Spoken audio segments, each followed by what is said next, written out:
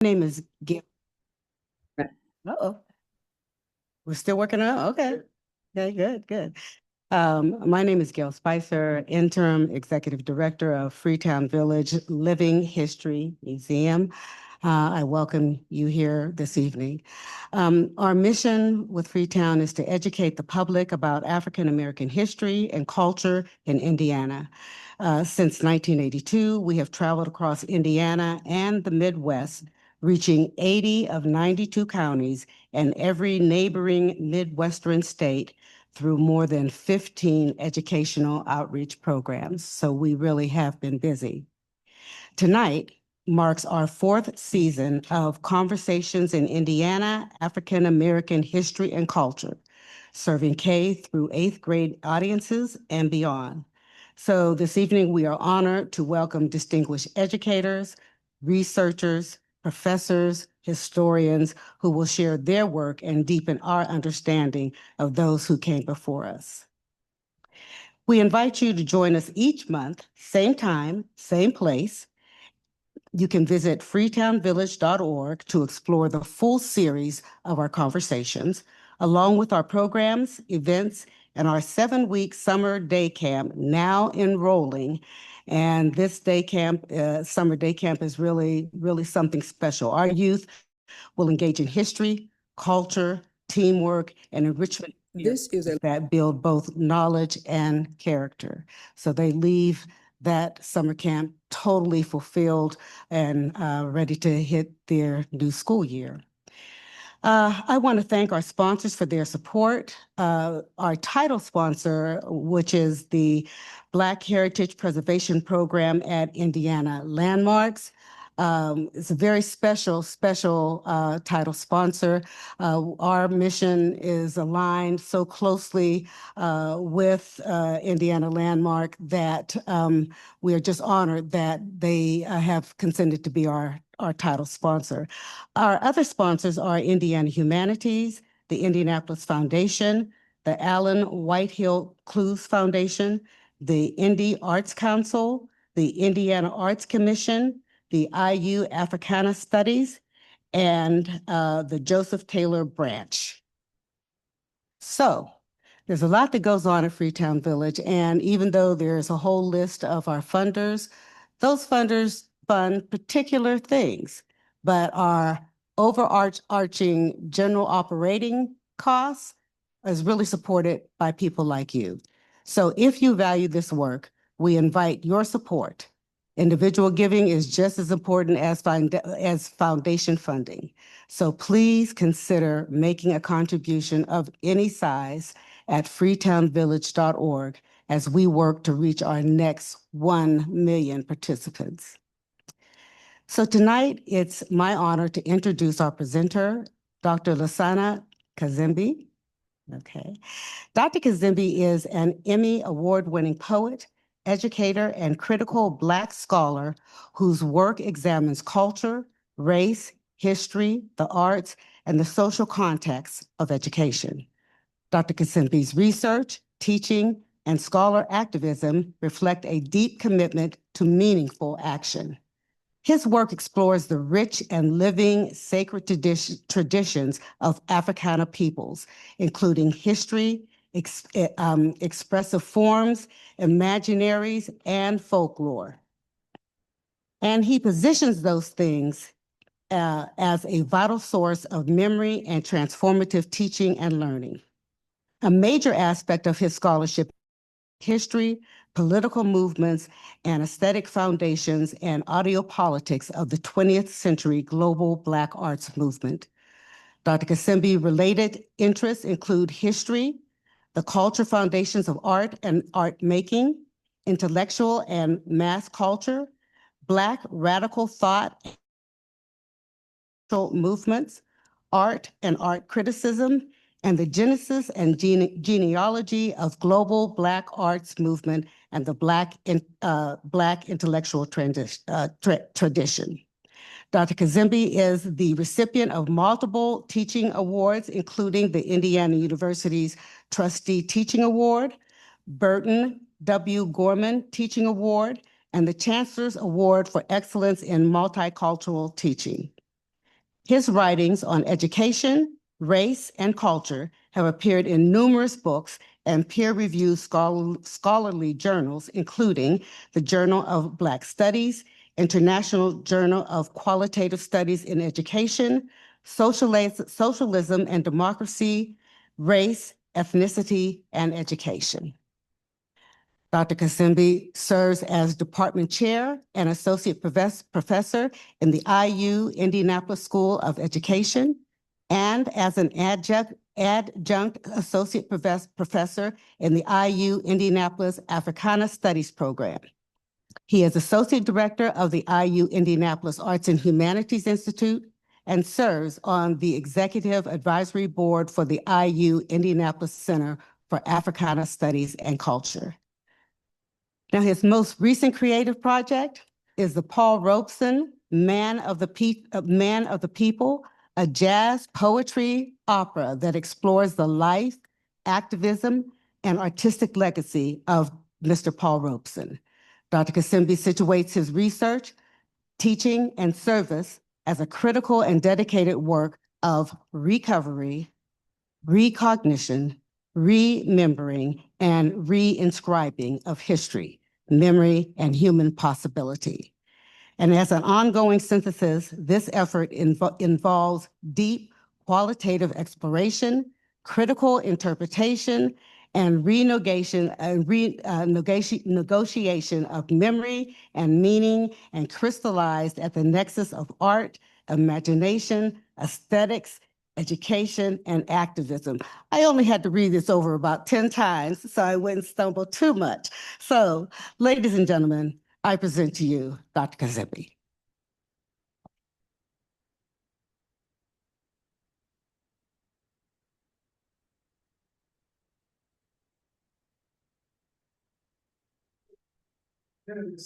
Thank you, thank you. Thank you so much. How's everyone?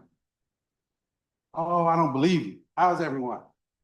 Okay, now I believe you. Now I believe you. It's great to be here, and thank you so much for indulging us. I wouldn't necessarily call it a technical faux pas. I would call it just my Capricornian idiosyncrasies. So forgive me. I try to be very self-contained when it comes to these events. Hey, what's up, Sister Unistron? I try to be very self-contained when it comes to these events, and I'm very spoiled. So I'm used to using my own equipment, my own cables, my own so-and-so. So we were trying to work it out. And fortunately, MacGyver, who's leaving the room, Kyle, he was able to hook us up. So thank you very much. Again, it's a pleasure to be here, and thank you very much, Freetown Village, for the invitation. Our sister Ophelia, our sister Miriam, who is responsible for helping me become acclimatized to this format. I promise that I will not be long, but I promise that I must be strong. Okay, I present in a way that tends to focus on quality and not quantity. You're going to have a Kasembe experience, okay? I say that if there was only one person present and that one person could only see out of one of their eyes and had all kinds of, it doesn't matter to me. If it's 1 or 100 or 1,000, I'm going to come because quality is job one, as I heard someone say. All right. So what I'm sharing this evening is actually an amalgam and a culmination of work that I've done over my years in education. As was said, I am serve proudly as a professor of education, or I should say it this way. My work takes place in 3 different constellations. Now, most of the people in here seem to be over 25 years old. So I'm going to be using throughout the evening, as is my way, I'm going to be using some pop culture references and that I'm sure you'll be able to grab hold of. So the first one I'm going to throw out is the pop culture reference, Star Trek. Any Trekkies in the house? William Shatner? Okay. Captain Kirk. All right. I love Star Trek and the way it opens up with the voiceover narration that space is the final frontier. I used to really be enamored by that. And then as I got older and older and became more critical, they said, no, space is not the final front. Self is the final frontier. Self. Can you master self? So this presentation is not finished because we're not finished. It's an ongoing synthesis of the best of Black Studies scholarship, oral history, and critical interpretation around art and culture. One of my teachers, the late great Dr. John Henry Clark, we called him the Grand Master. He taught us that what we call Black history is nothing more than the missing pages of world history. That's all it is. It's not supernatural knowledge. It is that which we have not been told or told about often enough. So my work as a scholar of Africana Studies and a scholar of history and education, my work takes place in three constellations. Here's that Star Trek reference. Three constellations. The first constellation is the constellation of education. I am a consummate educator. I'm 56 years old, proud of it. And all I've ever wanted to be is a great classroom teacher. Okay. I wanted to be able to reach people where they were and then to invite them to help them to become and remain curious over time and to help them experience the joy and the virtue of learning across a lifetime. So when I say education, I mean urban education. I'm a teacher educator, but I also explore our traditions that go back millennia because I'm an African-centered scholar. We have a tradition in our culture called a jegna. And a jegna means master teacher. It is one who comes out of a tradition that one has been apprenticed in, and it is a position of social, and you have a social and a moral obligation to teach the truth to the people and to return what you learn to the people. So I try to be of service in the world. That's the first constellation, is education. The second constellation that I explore, interrogate, occupy, take up space in is Africana history and culture. Okay. We're talking about a people who are the oldest people on the planet Earth and a people who have given the world so many gifts. And so that legacy is really long. It's as high as mountains, it's as long as the rivers. And it is something that I find quite exciting, quite diverse, quite thrilling. And as one historian wrote, Africa always is giving us something new, always giving us something new. There's a reason why we call it the motherland. And the third area that I occupy, I'm a poet, you know what I'm saying? I'm from the south side of Chicago, been called to Indianapolis to do my work. Yo, next June, exactly June 7th. When did I say? June 7th will be my 10th year in Indianapolis, all right, doing my work. So I'm a poet and a teaching artist and a spoken word artist. And so my work takes place in schools, communities, juvenile detention centers, and prisons. So I love doing work on the inside with people and connecting them to our history, to art, culture, et cetera, et cetera, et cetera. And then encouraging them to do what I call raising a rich pedagogy of questions, okay, to keep people and to encourage people to remain curious, okay? Now, I want to also say that I'm going to have to try to control myself. I told you I'm a poet, so I tend to just go off, and about maybe 75% of my teaching is intuitive, all right? So I'm coming also out of a tradition wherein we have a framework. All right, beautiful. We have a framework that we use in our work, a framework that we call an Africana Studies framework. I am very suspicious of people and institutions that leave history out. I'm very suspicious of people who don't want anything to do with history or who want to rely on third-class knowledge and reductive narratives, or who want to go Orwellian on you, and they want to give you a history that is not history, but is an obfuscation or an obscene caricature of history. And so I'm suspicious of that.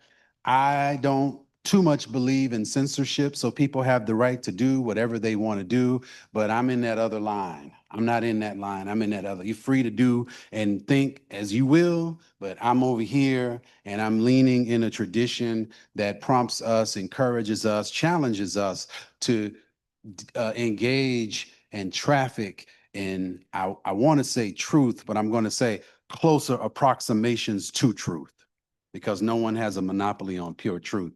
So our Africana Studies framework is a framework that was developed by the Grandmaster Scholar, Dr. Greg Carr, Howard University, and it has 7 aspects to it. I'm sharing this with you. The first aspect deals with social structure, that is, who are we to other people? The second aspect of our Africana Studies framework deals with governance. Governance, who are we to each other? Okay, as agents of history, as stewards of culture, as human beings, are we human beings having a spiritual experience, or are we spiritual beings having a human experience? I don't know. Let's explore it together.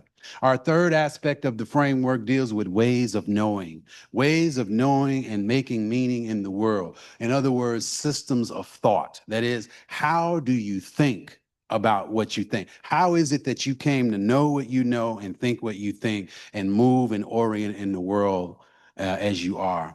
The fourth aspect of the framework has to do with science and technology. This is very important, especially for African people, because some people would have you believe that, STEM, when you hear STEM, that's something new.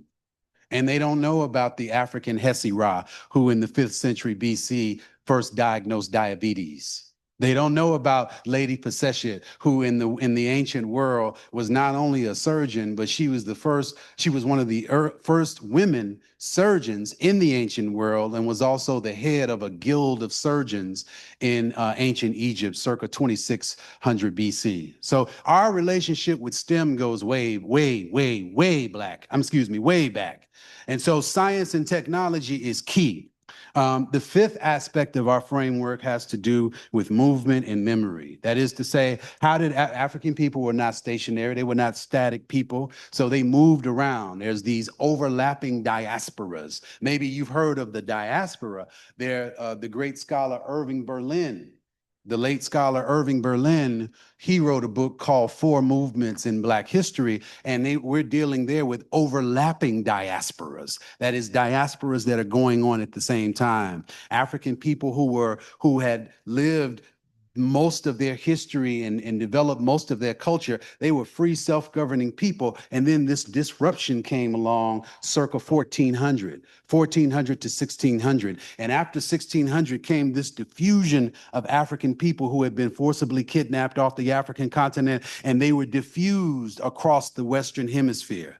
Prior to that, that was the West African slave trade. 700 years earlier, during the East African slave trade, Africans were diffused east. And this is how many of us wound up in Iran and Iraq and Afghanistan and Turkey and places like that. But the West African slave trade, which is the one that got us here, we're diffused not only to the Caribbean, but also to South America, also to what became the contiguous United States, all the way up to Canada. And so these overlapping diasporas. And then once you hit the eastern seaboard of the United States, there was a migration across the ocean, right?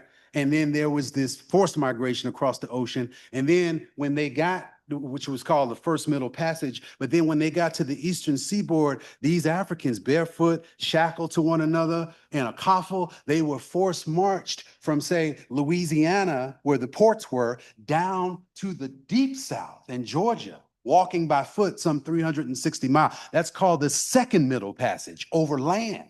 All right. So these overlapping diasporas. And then, if that's not enough, World War I, 1914, 1918, you saw around 1.1 million Africans leave the South, quit the South, the dirty South, right? And this is why these Africans during that period of the World War I got into Toledo and Chicago and Cleveland and Madison, Wisconsin, and Indianapolis. You see what I'm saying? And then, of course, World War II, 1939, 1945, we see a diffusion of nearly 6 million Africans, because when they left the rural agrarian South for the urban industrial North, going from a context where they were living spread out, and now they're living on top of one another in the urban context, well, they heard Mr. Ford and it was paying $5 an hour at Ford Motor. They heard that there was jobs aplenty to be found in the Black Belt and in places like that.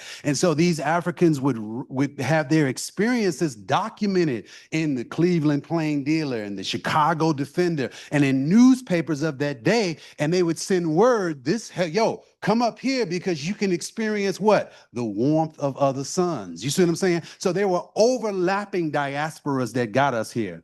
Cultural meaning making is associated with that. And then finally, if you've been playing our home game, the seventh aspect of the framework is a question. Yeah, how do it free us?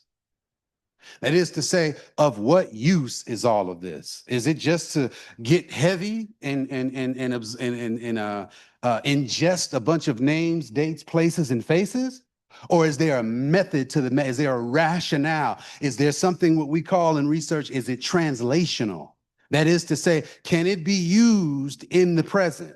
So the better grip or the firmer and the better understanding that we have on the past, the more informed we are about the present and the better we're able to plot the future. Y'all with me? All right, y'all okay? Some people looking like, okay, I'm gonna trust you. I'm gonna trust you. All right. So I always ask this question or make this statement that we're sent here by history. Also, I told you I'm coming out of an African-centered framework. So we have a concept in our culture called Sankofa. Can you all say that with me? Come on, say it so they can hear you on Capitals. Yeah, say it so they can hear you on 38th Street. Sankofa. Yeah, Sankofa literally translated means, yo, go back and fetch it.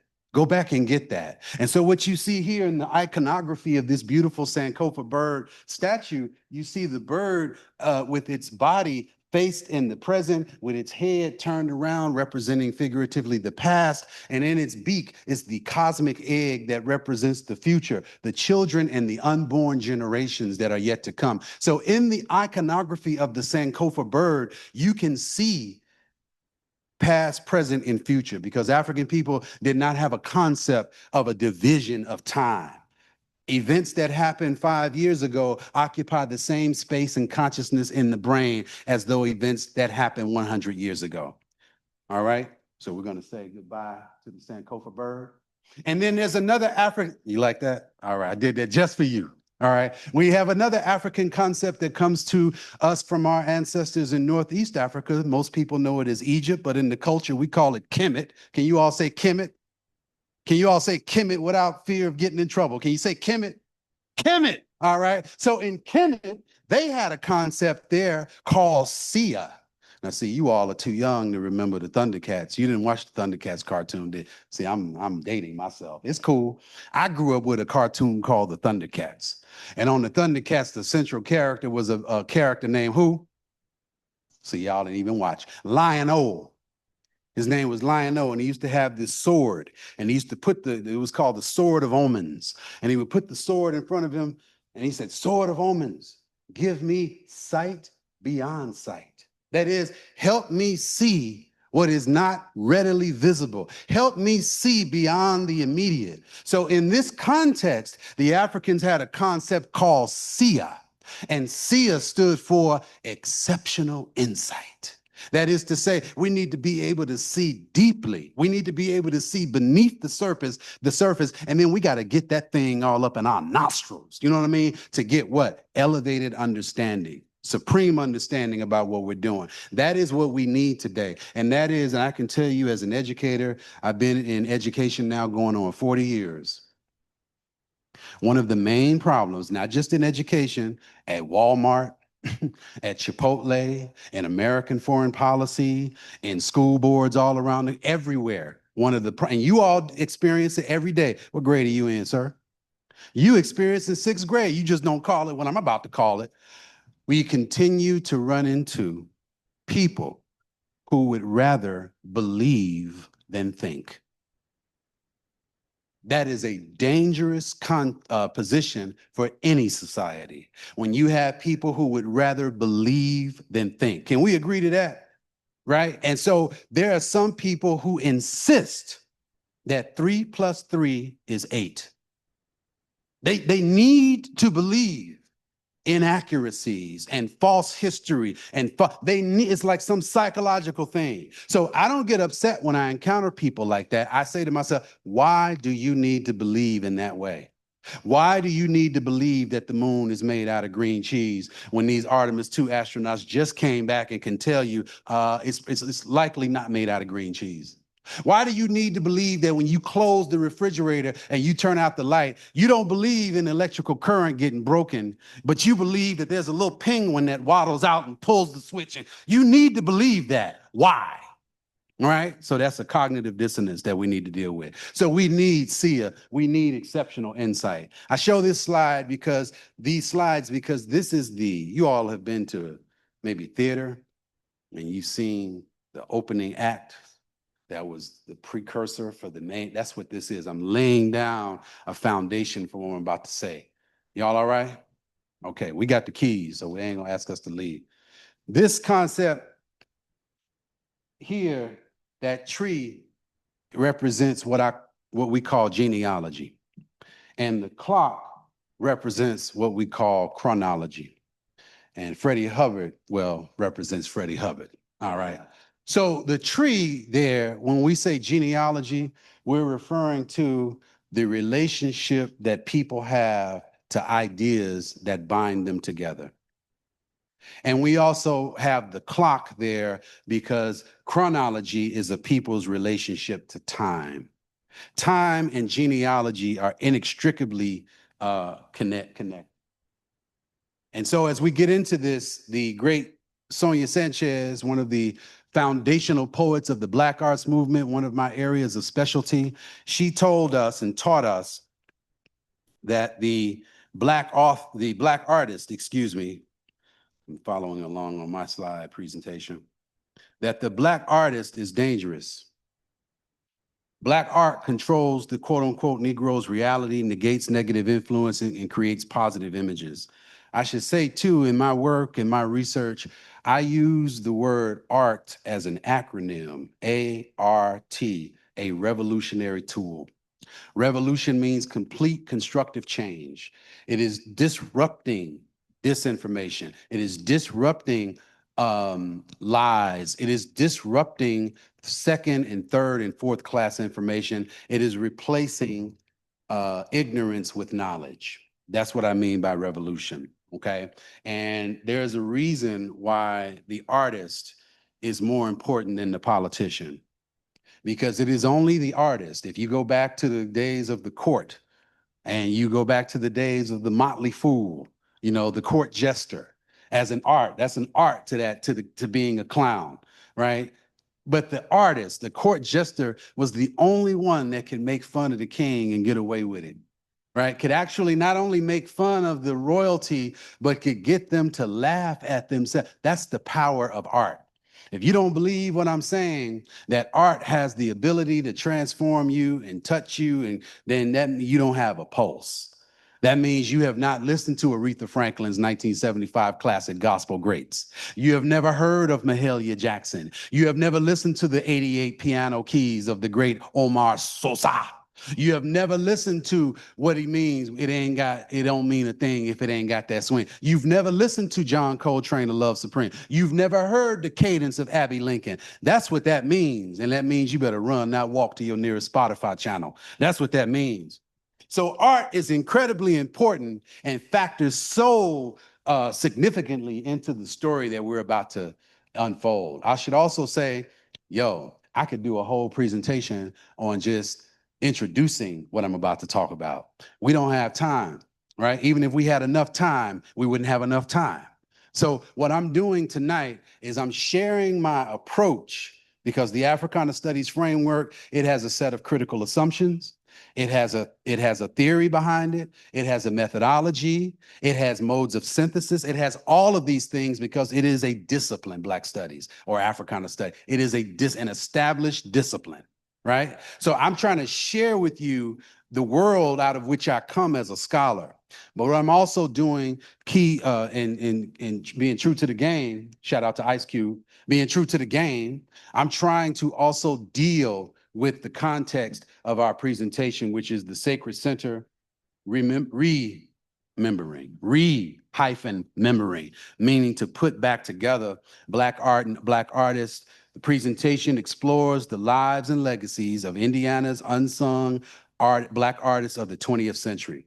Participants will experience a visual journey of Black artists, meaning writers, poets, visual and performing artists who hail from Indiana and the Midwest, and learn how their creative work and ideas shaped and influenced the U.S. and the world. Do you know what I did earlier this afternoon? We had some guests visiting our School of Education. They're from Almaty University in Kazakhstan. And we're dealing with the president of this university, and he had some of his faculty with him. They reached out to us all the way in Indianapolis because they want to partner and collaborate with the IU Indianapolis School of Education in a global education partnership. And would you believe that as we were talking and getting to know each other, they speak English. We're the ones that are deficit because we don't know more languages. You know what they say? They say if you speak 2 languages, you're bilingual. If you speak 3 languages, you're multilingual. And if you speak 1 language, you're American. That's what they say. So, but anyway, we were fortunately able to talk with each other. And toward the end of our meeting, they were like, the next step here will be, we got to get you all over to Kazakhstan. I said, I'm there. And I asked the gentleman and the faculty member, have they heard of Kazakh hip hop, Kazakhstan hip hop? Would you believe that the long arm of hip hop has reached all the way to Kazakhstan?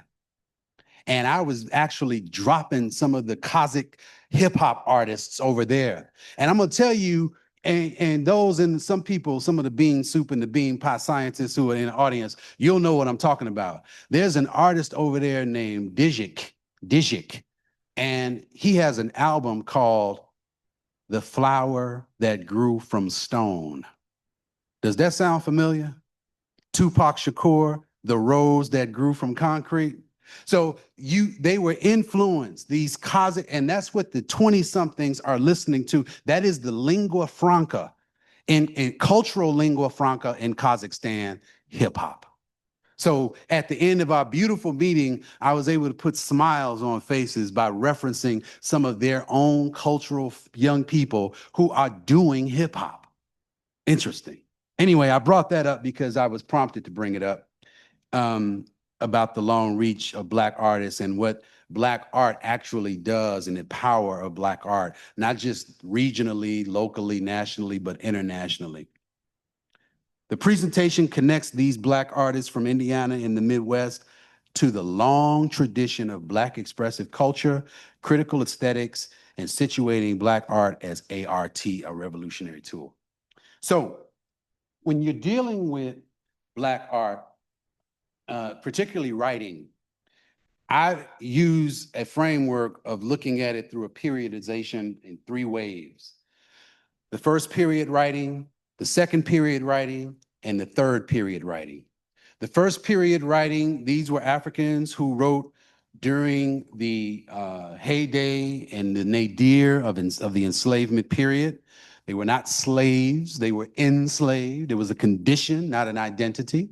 And these Africans also wrote around the 1860s, circa during the Civil War. And so when they wrote, they're writing about their context. Here in this image, you see 4 generations of enslaved women in the field, bending over, working from can't see morning to can't see night.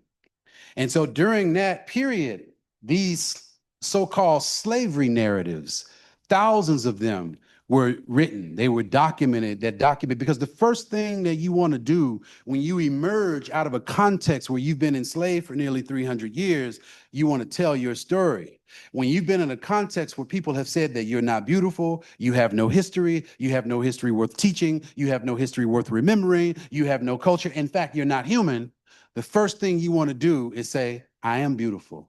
I am human. I do have a story. I do have memories, and then you write them down. So in the United States of America, the first period writing Black literature were the slavery narratives. This summer, in fact, in June, late June, July, I'll be in Washington, D.C. in a summer research institute with the National Endowment for the Humanities. And the project that I'm assigned to is to actually go into the Federal Writers Project archives at the Smithsonian to do what? Explore and get inside of the slave narratives. Of the thousands of slave narratives that have been recorded over time, only around 15% are digitized. So my project this summer is to actually go deep into those archives and to create, using my Africana Studies framework, in the sense my grandmother gave me, is to create a new curriculum in a framework to be able to modernize and curricularize the enslavement period such that it is accessible, it is interesting, and it is useful to middle and high school students. To create a curriculum out of that history that's just laying there locked up in those archives. So I have hundreds of these slave narratives in my home library. It is fascinating. These are what we call first-person accounts, or in the scholarship, we call them primary source documents. These come from the people who were actual witnessed and experienced it, not heard about it, not heard a TED Talk or got a podcast or a TikTok. You're on TikTok, aren't you? Okay, you better not be. I'm checking. I'm watching you. All right. So these were actual eyewitness accounts. These people are what I call living practice texts, because that oral history is so very important.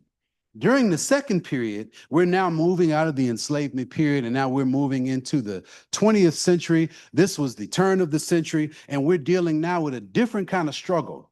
The shackles have been taken off, and slavery was abolished by the 13th Amendment, the 14th Amendment, and then the 15th Amendment with the Voting Rights Act. Now we're in a new phase. Black folks are no longer on plantations. However, the Jim Crow system came in. The sharecropping system came in. The convict lease system came in. You should read Douglas Blackman's work, Slavery by Another Name.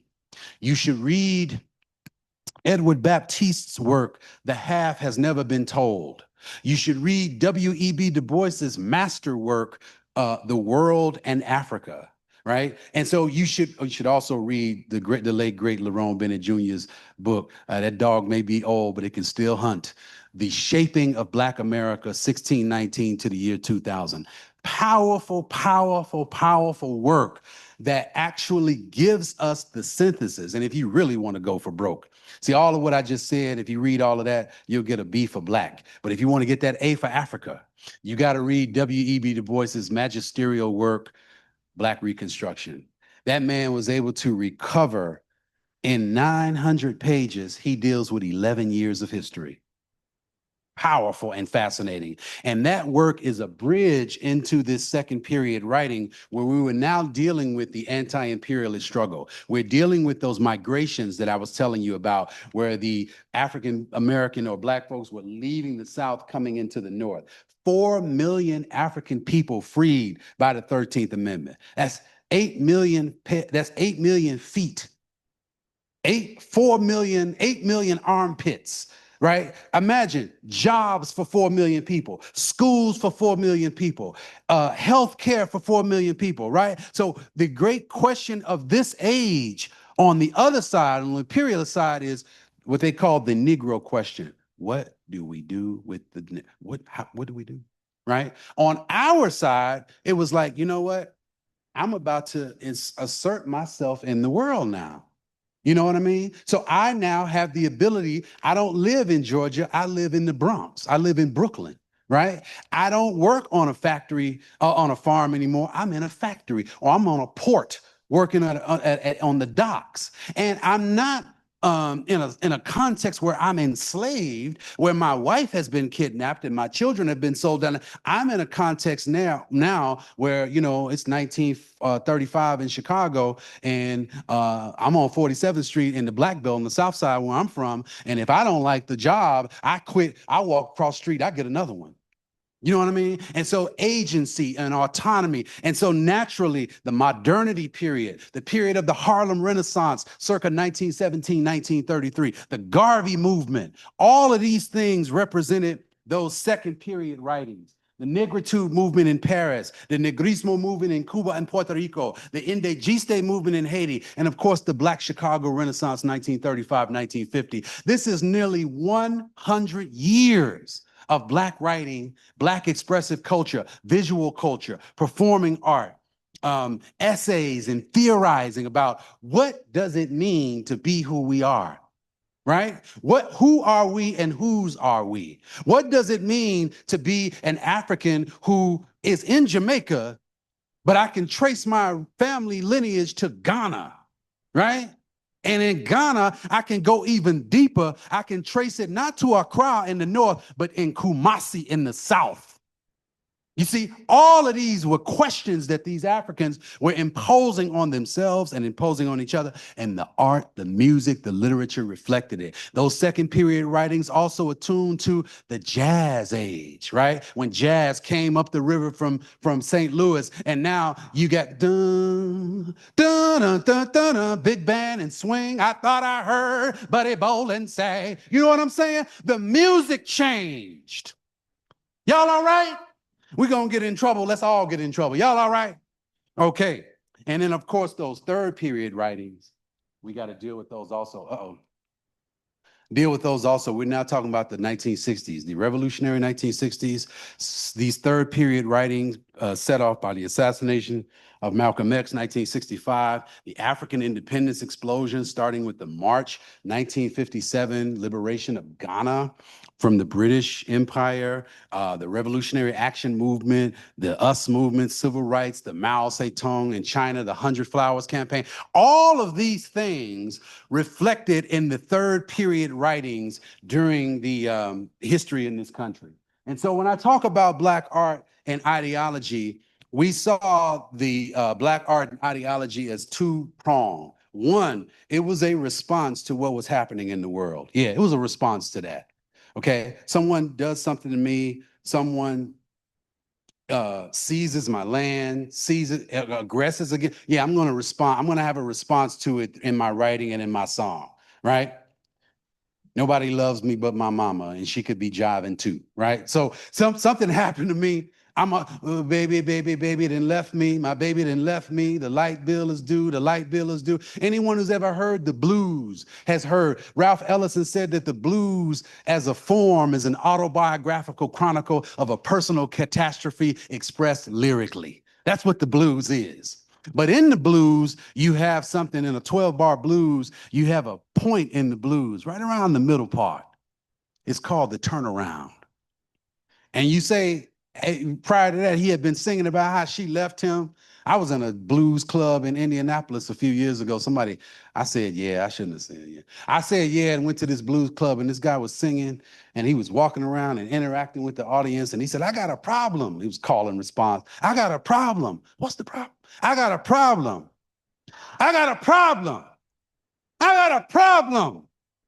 I'm in love with my mother-in-law. You know, he was really talking about a real problem. But in the turnaround, you say to yourself, you know what? Yeah, that happened. But I'm here. I'm vertical and I'm upright and I'm right-minded.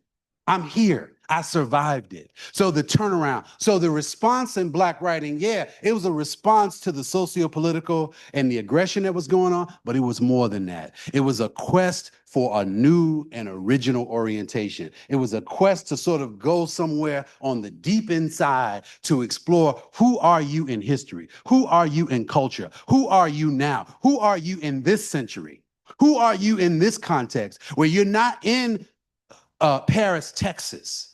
You're in Chicago. You're on the south side, west side of Chicago. You're in Detroit. You're in Cleveland, Ohio. So who are you? And so you can trace, I don't have time to jump into all of this, but there is a deep methodology behind this framework where the art, the music, the literature, the writing, visual art, the painting, you can see it if you know what you're looking at. It started off by dealing with reflecting the context that they were in, which was subordination. And as they move through these periods, the period of alienation, where Du Bois talked about the two-ness of Black people, where you're kind of in it, but you're not in it, right? You can avail yourself of certain parts of your citizenship. You can pay the taxes, which I got to do this weekend. I'm gonna get a late fee. I don't care. You can pay taxes and you can join the armed forces, but I don't want you living next to me. I don't want you availing yourself of the franchise. I'm circumspect about you when it comes to you availing the other parts of your citizenship, but you can do all this others, the two-ness, in it, but not of it, feeling that way. And just because someone says that doesn't mean you are that. That's just what they're saying. So the agency here is revolt. I'm revolting against what you just said because I don't buy that. Because we bled into this. You know what I mean? Soil in the ground bled into this. Mama's mama. 17 generations Black people have been in the United States. That counts for something. And so then the self-affirmation, right? During the second and third period writings that we are somebody, and then the rediscovery. That should be in quotes, because it should be really a reacquaintance. Right? Because it's been there. We didn't lose it. We just simply lost contact with it.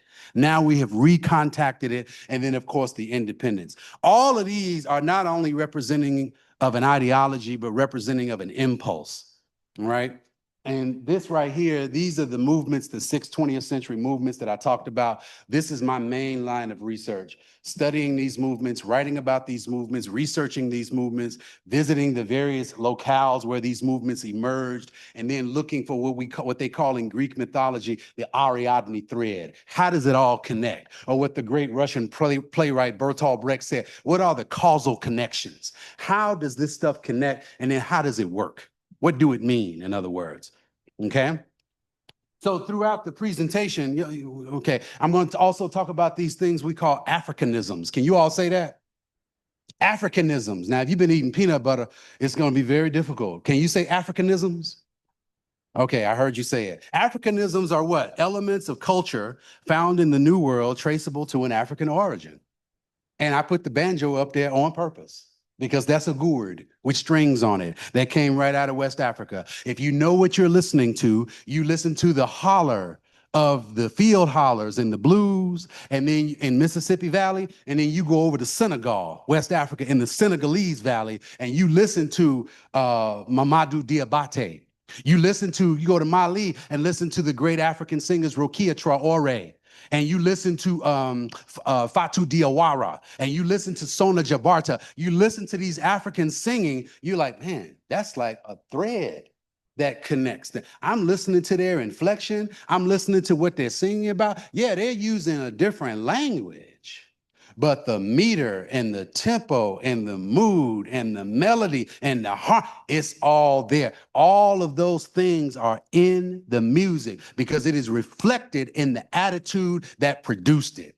So these Africans, whether you're talking about in the continent, in the Caribbean, or in the United States, or in South America, these Africans not only had a profound sense of what was being played, but a profound sense of why it needed to be played. Y'all with me? And so when we're looking at Indiana, just to bring this home, now some of these people are transplants. Now, this is the great Aaron Belford Thompson, who was born in Rosemoyne, Ohio. He was a poet and a laborer. Should give credit to Paul Mullins in his work, because he, along with another researcher, actually published this work on Aaron Belford Thomas. So he was a poet who wrote around 3 books of poetry, resided mostly all of his life. He relocated to Indianapolis when he was around 3 or 4, but he lived his entire life here, and also worked as a laborer, right? Most of your greatest artists pump gas, wash dishes. I used to work in a sewer back in the day. I'm proud of my blue collar roots. You know what I'm saying? And so he was also advertising his services as a poetry reader. And what's so interesting is that when you read the man's poetry, you're actually reading about the stuff he was writing about, which was mostly about love. And he was writing about this near the turn of the century. And I'm thinking about the context that we were in the 1900s. It was thick. It ain't like mild like it is now. This is mild compared to the 1900s. I hope you know that. You know that, right? This is a mild thing we're in. I know we got some problems with some folks, but this is mild compared to the 1900s. If you don't believe me, get with me after the presentation. We can talk in the corner. But one of his book, his first book of poetry he wrote in 1899 was called Morning Songs. And in that song, in that poem, he had a poem called Emancipation. And now he's writing about emancipation. No more our brave and gallant youth shall tremble of the morrow. Behold, sweet liberty and truth hath broke the chains of sorrow. Dig it. For now we stand on freedom's plain with joy and exultation. Though scarred and maimed from bondage chain, will hail emancipation. You see? So here is an early example of a turn of the century, just about a poet here in Indianapolis who really should be curricularized, but I doubt. I've seen the Indiana state of Indiana social studies standards. It's 9 pages. It was reduced to 9 pages. The social studies standards in Chicago is around 47 pages. The social studies standards in the state of California is around 67 pages. But the social studies standards in this state have been reduced to 9 pages, and it is filled with hollow patriotism. And it's a shame. Now, standards are not curriculum, but standards give you a prompt to enact curriculum. But it is a shame, the wrecking ball and the axe that they've taken, because they, again, are trying to foreclose on people's ability to know, to imagine, to think, to connect. You see what I'm saying? We got to resist that. All right. Priscilla Jane Thompson, who was his sister, she was also a poet and a lecturer. Again, as I said, they were from Rosemoyne, Ohio, and which is, I think, near Cincinnati or somewhere.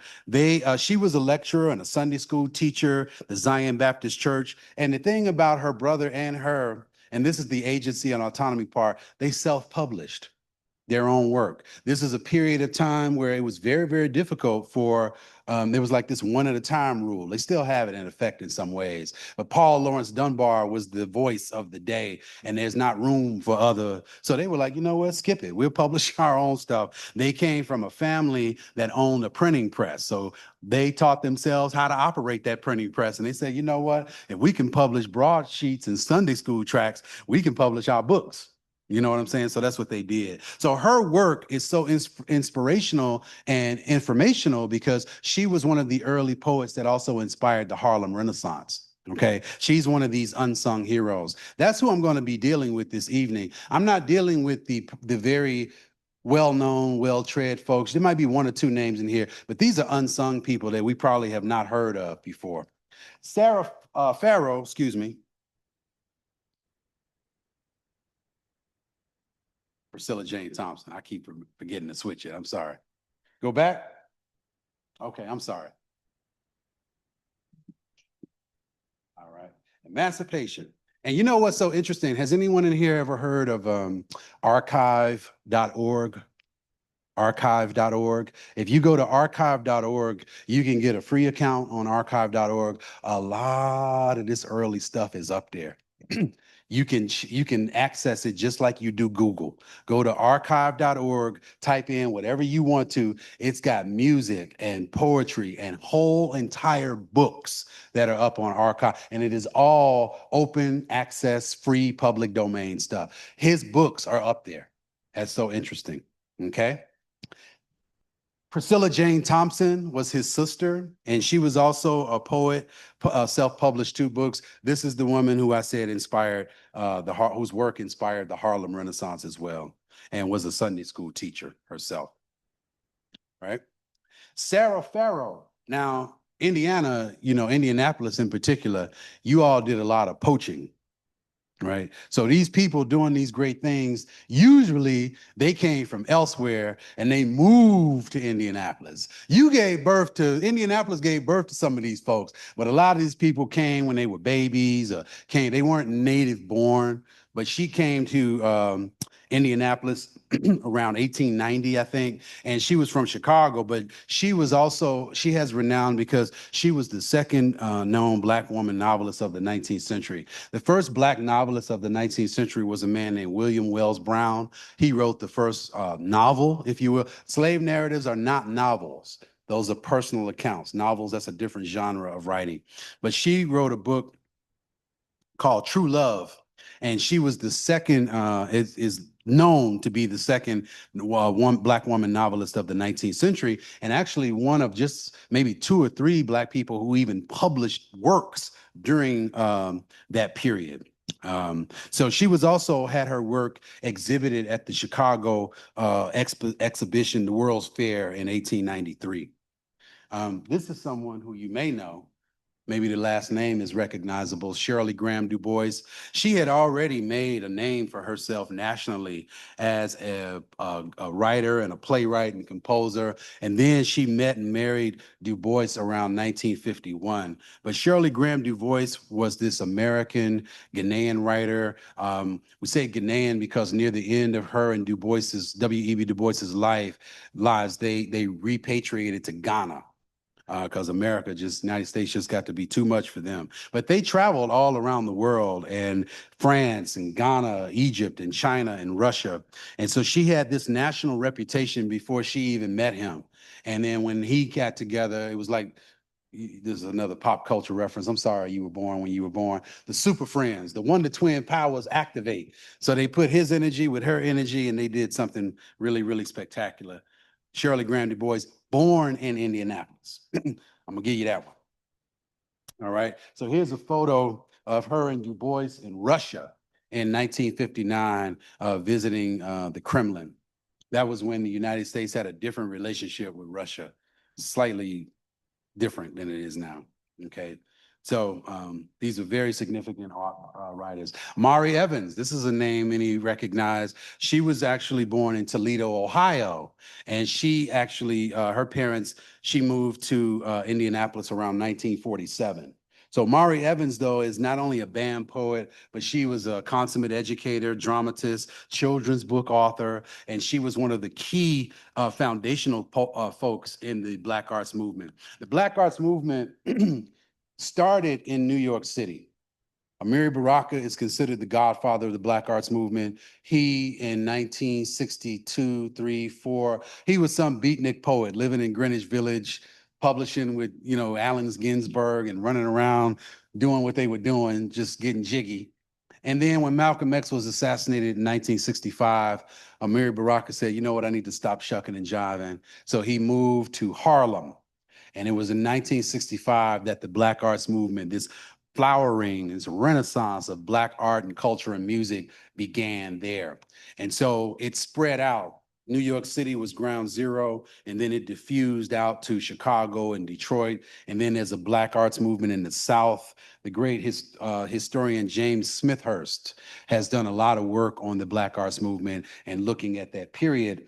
And then there's another scholar named Devarian Baldwin. He's at Trinity College. He has a powerful, really, really wonderful book called Escape from New York. Not the Kurt Russell New York, but Escape from New York. And it deals with how the Black Arts Movement burst the seams of New York City, and it went and was diffused in other places. So Mari Evans is extremely important to our story. Henry Jackson Lewis. I'm sorry I don't have a better picture of him, but some of these folks, we're talking about a long time ago, and they didn't have Cannon and Minolta and all of that. But he's known in history as the first Black political cartoonist. Political cartoons, another very, very important genre of art, but not only art, but political satire. And so he illustrated for the Indianapolis newspaper, The Freeman, and Harper's Weekly, which was a national. And he was born, I'm sorry, you all, in Water Valley, Mississippi. Moved to Indianapolis, I think, in 1899. So he began working for The Freeman, considered the first Black person to actually illustrate for a national newspaper. Some of his oldest cartoons go back to around 1872. Now, I want you to keep these dates in mind because when was the 13th Amendment? What year? Now, y'all supposed to be 1863. When was the Emancipation Proclamation? 65. All right. And so this man's cartoons appeared in 1872.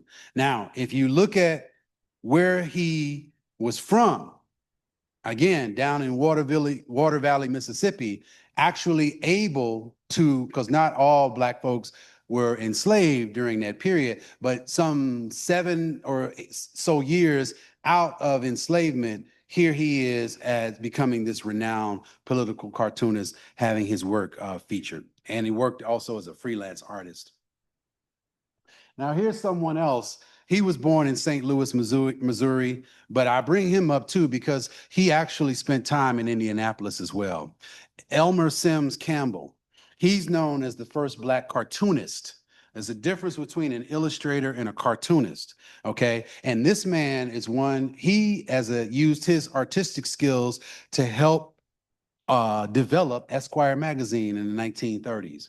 In fact, if you go to Esquire magazine right now, you look at the cover, you look at the artwork, the style of that art is what Elmer Sims Campbell created. And when you go back to older copies of Esquire, you can find his drawings because he actually developed this style of drawing that Esquire became famous for. So here he is illustrating. I'm sorry you can't see that. I should blow it up a little more. He's illustrating Black dance moves of the period of the early 1920s, the Lindy Hop, break, trucking, and down to the very bricks. They had a dance called Down to the Very Bricks. Very, very interesting. That's E. Sims Campbell. But you also may recognize this style from Esquire, which they still use to this very day. This one on my left. And you can see at the bottom where he signed his name, Sims Campbell. He always signed his pictures that way. This is another important artist during the era, Hale Woodruff. Now, I throw him in here, though he was born in Cairo, Illinois, which is about 5.5 hours south of Chicago, where I'm from. Woodruff, he attended elementary school in Nashville, Tennessee, and then moved to Indianapolis in the summer of 1919. If anyone knows about the Red Summer of 1919, that was a very tragic period in this country. But he lived at the Senate Avenue YMCA, or the YMCA, if you want to call it YMCA, where he did odd jobs and stuff. And the reason I put him in here is not only because he was so influential, he studied art at the Heron Art School, which was not on the campus where it is now, but I think it was located downtown somewhere. So he came, and I don't mean to embarrass people. I'm not going to say who I was talking to. I was talking to someone who has been at Heron for nearly 3 decades. They had never heard of Hale Woodruff. Now, if you go over to the Heron School of Art, I do want to embarrass Indiana University for a minute. If you go over to the Heron School of Art, this is one of the most important muralists of the 20th century. There are no markers, there's nothing. And if you're an art student thinking that you're over there to get an education, well, you are. Are you getting an education, or are you being taught to be a chauvinist? Right? So you haven't gotten the whole story. And so that's where people like me come in, because now I see an opening. I see an opportunity to actually go and recover that history, curricularize it, and then invite people to learn about it. Okay? Hale Woodruff, very important. And he created what we call the Talladega murals. So these were murals that actually depicted the Amistad Uprising. This was a commissioned painting, the Amistad Uprising of 1859. He was actually commissioned to do it by Talladega University. Okay. And this is another one. This one is, forget what this one's called. This was called Transit. I forget the title. But Hale Woodruff, as you can see, developed a very robust, rich, and vibrant style. And so that's why his paintings became so distinct. I should also tell you, you see that wall behind the Sister Miriam? Those Talladega murals are about the size of that wall right there. They are magnificent. They are magnificent. Okay. Here is another, moving into music now as we bring this to a close, Noble Sissle Sr. I love jazz. Anyone who knows me knows I'm a student of jazz. And but before Freddie Hubbard and before Wes Montgomery, and before all of these wonderful musicians, Noble Sissle Sr. was on the scene, and he actually became shot into world renowned, really national acclaim with his Shuffle Along Broadway musical, and then the song "I'm So Wild About Harry," you know, and so I'm just wild about Harry, and so Noble Sissle was a partner with another man named UB Blake, the pianist, and so they became this very well-known duo who are renowned for bringing jazz to Broadway. Because before then, it was seen as uncivilized or uncouth. And so Noble Sissle and UB Blake as a team. And there was also, too, during the period of minstrelsy. Minstrelsy, you all have heard of Netflix and Crackle and Tubi. Well, minstrelsy was the first mass form of entertainment in this country. Right behind, you know, right around the time of D.W. Griffith, Birth of a Nation and the Klansman, 1915, the era of President Woodrow Wilson, that whole era. Blackface minstrelsy.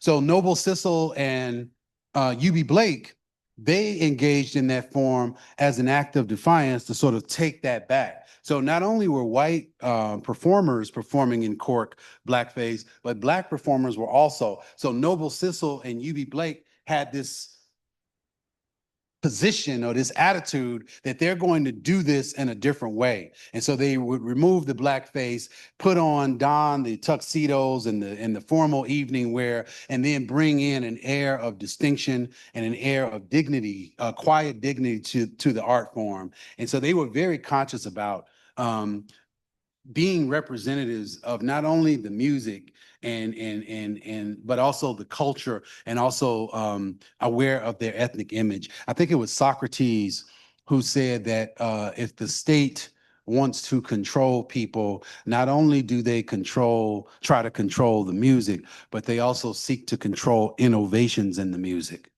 You know, there's a reason why songs are like 2 minutes now. We're in the TikTok generation where people have attention spans that are shorter than a goldfish because they don't want you to think. They just want you to just react and purchase. That's what it's all about. That's what the algorithm is about. Music is supposed to have feeling and harmony and melody. Music is not supposed to make you want to kill your mother. It's not supposed to generate in you this spirit of you just want to just be uncle. It's not supposed to do that to you. It's supposed to have a different impact. So they were painstakingly aware of the importance of the artist and took great pains to make sure that their art reflected something beautiful in the world. Last piece I'm going to talk about is the great bluesman Scrapper Blackwell. I don't know if you all listen to the blues, but I love the blues. And this was a very significant blues artist who was actually born in Indianapolis. I'll give you that one too. He was born in Indianapolis, best known also of half of the duo with a gentleman named Leroy Carr. And so they performed together during the 20s and the 30s. And his style actually influenced Robert Johnson. Robert Johnson tries to say, you know, the devil he met at the crossroads gave him all. Well, Robert Johnson, you were listening to a little Scrapper Blackwell before you met old Saint Nick. And also Muddy Waters and T-Bone Walker also. So these are very important artists. I did not have time to get really into it. There are dozens and dozens and dozens of other ones that we could add to this presentation, turn it into a curriculum, and then there would still be things that we would need to do because you know what? These artists were not stationary. Freddie Hubbard moved to New York City circa 1952. Right. And he took that music there. So he migrated out, never forgot his Indianapolis roots. But I'm just saying the music diffused out. So you can deal. And that's why I didn't want to deal with this thing in a static way. I wanted to deal with this thing in the way of motion, because human beings are people of rhythm and spirit, and we move, and you go there and you meet an idea or you hear something that gives you an idea, a different perspective on what you're doing, and then it changes. That's what's so exciting about art. So I shared this last slide because the consummate artist, Mr. Robeson, Paul Robeson, he said that the artist must elect to fight for freedom or slavery. That is up to the individual. You can use your art, your information, your platform. You can use it to destroy and be deconstructive, or you can use it to be constructive and creative. You can use it to divide people, or you can use it to bring people together and to help people sort of reach stay and remain in contact with their better angels. So I don't want to belabor this too much longer. I just wanted to thank you for sharing this journey with me. I really, really appreciate it. I will turn it over to Sister Miriam. I don't know if we have time for questions. We do? All right. Thank you. Thank you. We got time for some questions. I feel really good about that. All right. Anyone have any questions or reactions, comments? Yes. Go here and then right here. Yes, sir.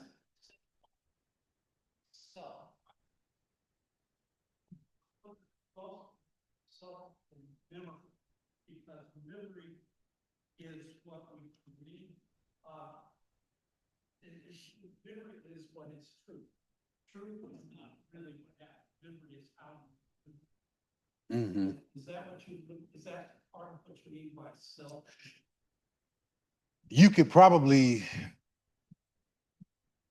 restate it. Oh, the question was, I had mentioned at the top of the presentation that I pushed back on the Star Trek mantra about space being the final frontier, and I suggested that self is the final frontier, and the gentleman's question was memory, human memory. Would I say that was a part of self? And I would say, yeah, it's subjective also, because there's two aspects to it, I think. One is the memory. And when we say memory, I tend to think of it as the static stuff, the names, the dates, the places, the faces. And then the movement or the fluid part is remembrance. So I think when you marry memory with remembrance, then I think some sort of movement can happen when you do those things. So I would say that, yeah, but what I was, I think, really referring to when I said that, I was actually talking about human possibility as being the final frontier.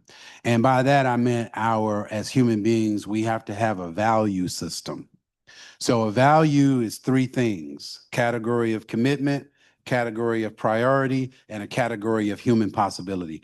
What you commit to, what you hold first in your life dictates your human possibility. So to the degree that we are expansive and open and curious and questioning and courageous, is to the degree that we can expand the frontiers and the boundaries of self to become more expansive and to become more fully human. That's how I would respond to your question. And by the way, this is not a question answer period. This is a Q&R, not a Q&A. I don't have any answers. I can respond, but I don't have any answers. All right. I only went to public school also. Go here with the cool hat and then back here.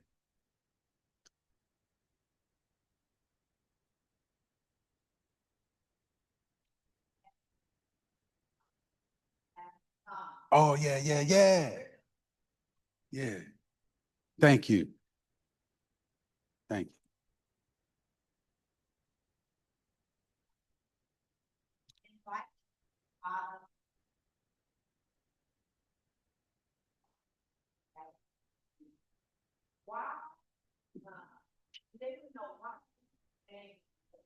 you. Mm.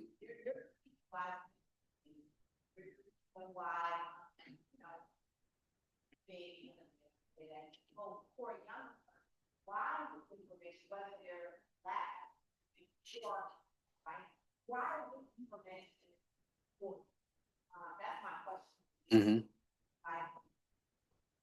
Right on. In light of the younger people in the room, the question went, why is this information important? Why do we even need to know this? What's the point?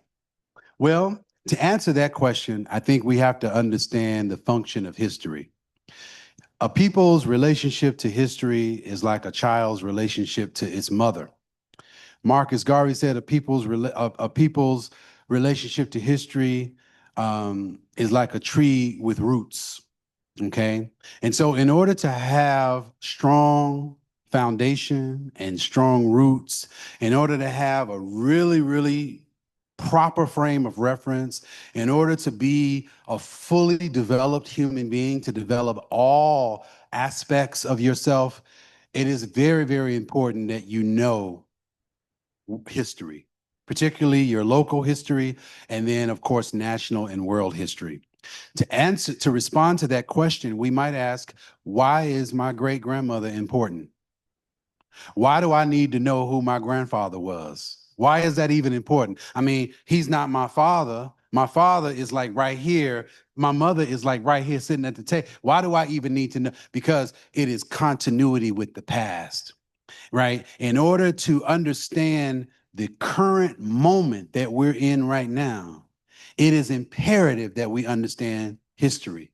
History gives us a frame of reference. It gives us an orientation in the world. It gives us a weapon and a direction of struggle. And by weapon, I mean like a utensil, a utility, a tool, so that we can figure things out. We are at a precarious position in the world right now because of the algorithm. People, you all have heard AI, right? You've heard of AI, AI. What does AI stand for? African intelligence. Well, what do people think AI stands for? Artificial. Think about it. Artificial. What if it was AM, artificial moms? Would you want an artificial mom, or do you want your real mom? You want your real mom, right? So artificial intelligence, but I go a step further. I say AI stands for apathy and ignorance. Ignorance, I don't know. Apathy, I don't even care that I don't know. That's kind of where we are right now. And so my question is, if this information is not important, why do people go through such pains to remove it, to inhibit our access to it, right? To have us come together? Why is that? So those are questions. I don't, again, have the answer to that question. I can posit a response and listen to yours and yours and yours, but I think we will probably wind up at a general consensus as to why someone does not want us to know stuff. Because also, lastly, information knowledge is power. It is power. It is the ability.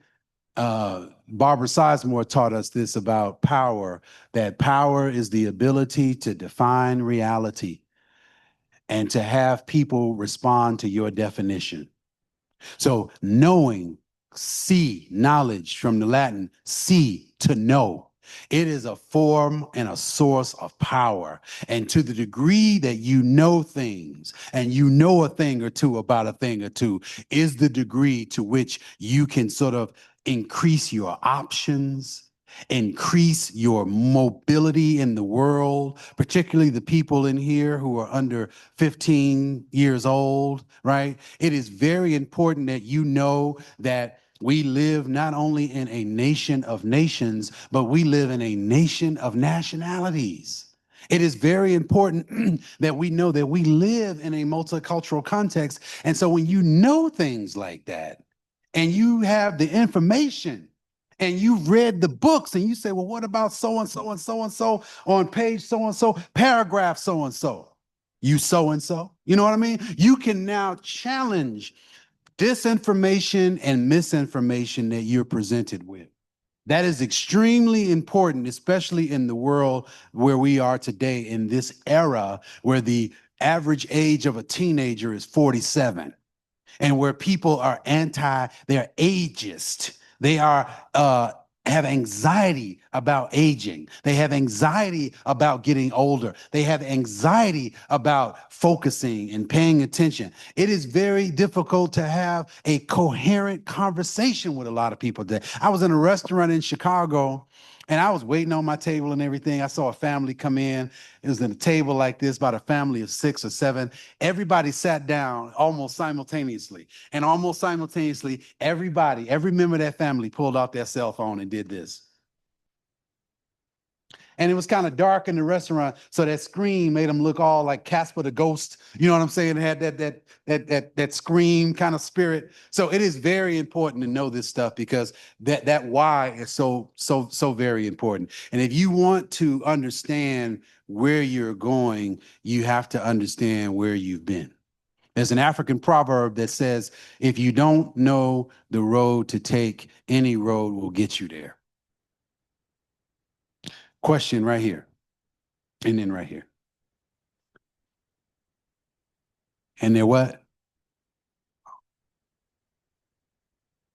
Must be a lawyer.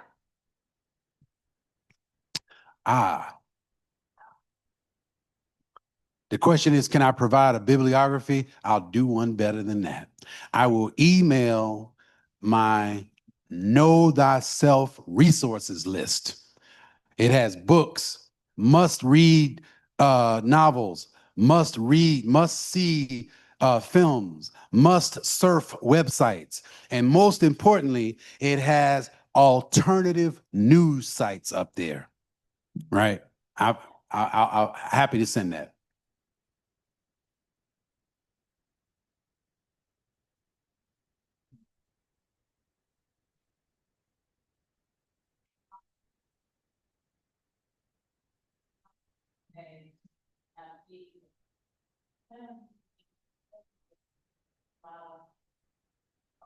Oh, what a wonderful question. The question was, with the research that we're doing, is there an opportunity to engage the village, to engage the community?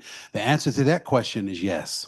One of the most exciting projects that I'm doing right now, me and 4 of my colleagues at IU, 2 principal investigators at IU Bloomington, and 3 of us up here at Indy, we received a $5 million Mellon Foundation grant, and it's called Black Humanities in the Midwest. And a lot of it, and it's a 5-year grant, so we're hiring a lot of postdoctoral scholars. We've hired a project coordinator, a project manager, and we built into the grant a great deal of money and resource for to engage and involve graduate students, undergraduate students, and community partners in the work that we're doing. Our work looks at the 12-state region of the Midwest, and it looks at the history. Humanities is a large umbrella, so it looks at philosophy and ethics and rhetoric and labor activism. It looks at all of the things that are under the banner of the humanities, and it looks at them across the centuries. So we can be in touch, and we should talk, because you were at the kickoff. Miss Ophelia, weren't you at the kickoff? Yeah, she was at the kickoff. So we need to be in touch with you, because we have a lab within our grant project called, there's 3 labs. One is the research lab, one is called Critical Humanities Lab, and one is called the Humanities in the Communities Lab. And the whole purpose of those monies is to actually engage with the public, diverse publics, in order to help and co-create and co-facilitate information. So I can be in touch with Freetown Village, and then they in turn can share those opportunities with you. Does that work? All right. Cool in the gang. I had a question here. Yes, ma'am.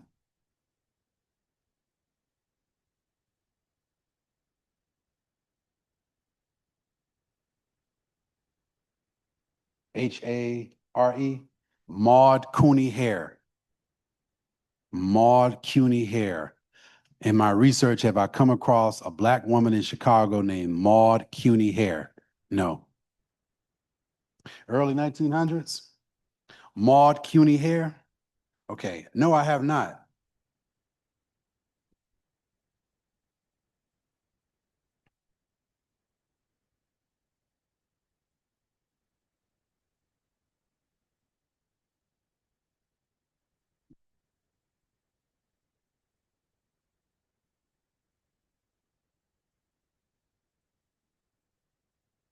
Okay. Okay.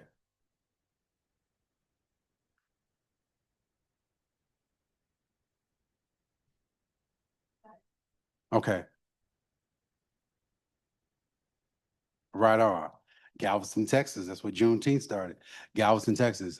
I'm going to look that up. Thank you so much for that resource. And when you know, I'm like a roach motel. These ideas go in, they don't come out.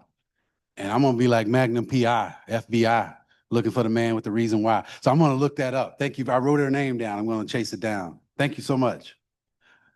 Yes, sir. African intelligence. Yes, sir.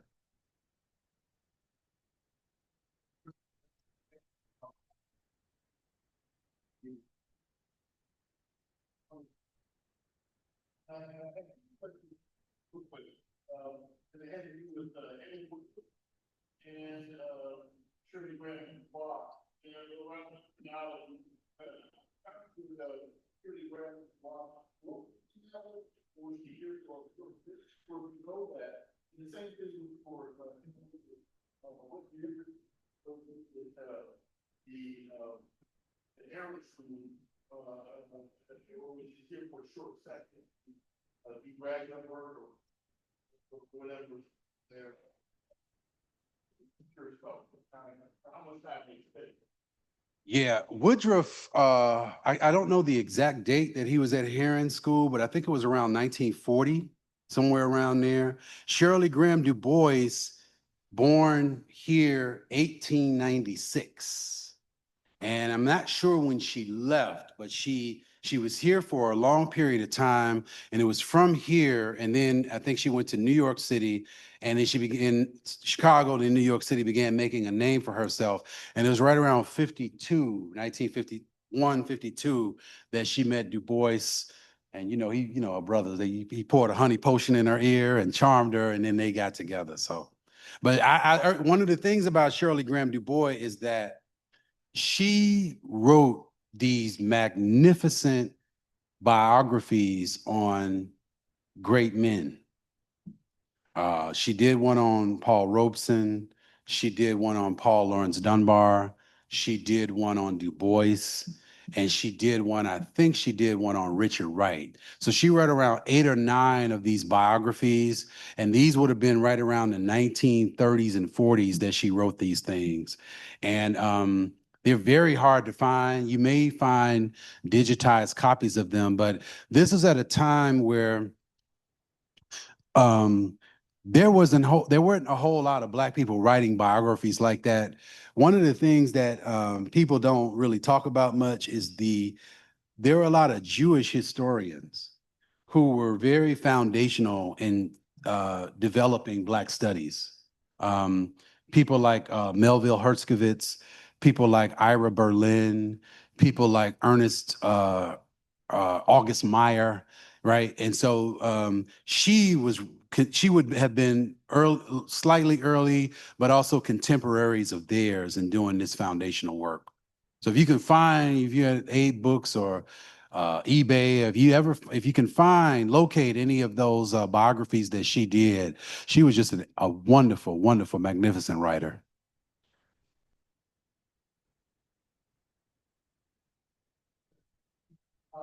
Yeah.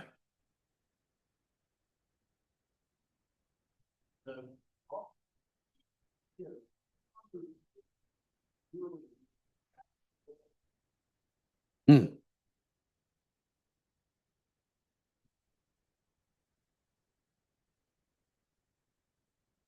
Hmm. Right. Yeah, they are huge. And unfortunately, I think Talladega sold them. They were in a cash crunch, and I think they sold. That was oh man, that's a bonehead move. They sold, yeah. I think they are, and they may be, I could be wrong, they may be in the hand of private collectors now, which, we may or may not be able to see them, But if you go to Google, and that's the beautiful thing, they are digitized, and there's also film on YouTube. That's a great source on Hale Woodruff, and they have the not only bio on him, but also the story of how the Talladega murals came to be. Just fascinating, fascinating history. All right, that does it for us. Thank you very much. You all have a great evening. Appreciate you.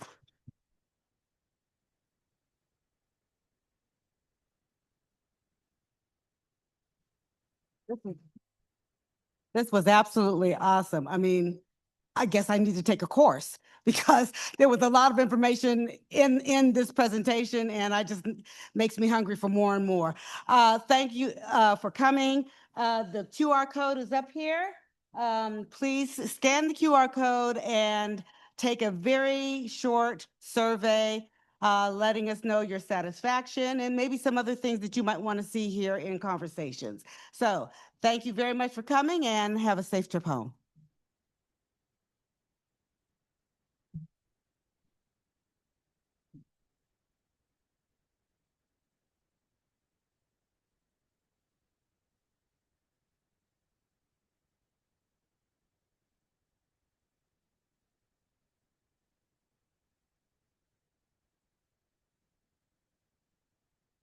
Here's oh, wait.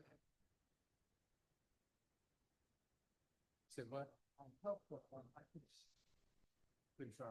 could start teaching tonight. Ah.